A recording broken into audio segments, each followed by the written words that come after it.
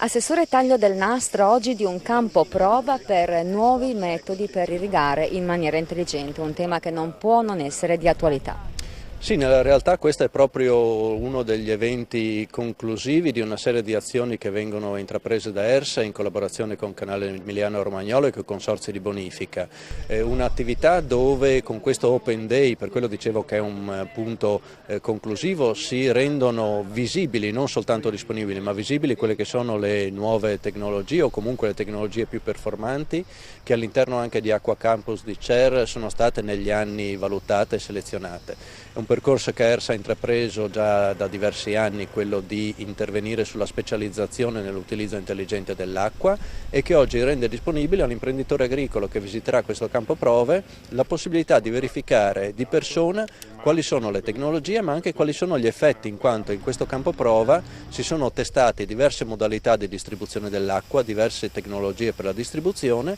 su colture realmente esistenti e quindi si vede anche visivamente qual è l'efficacia e l'effetto di un nuovo concetto o comunque di un concetto che tende sempre di più ad utilizzare la minima acqua possibile ma esattamente dove serve, e questo consente da un lato la produzione agricola e la conduzione agronomica, dall'altro un risparmio della risorsa idrica che in questi giorni è evidente quanto sia importante.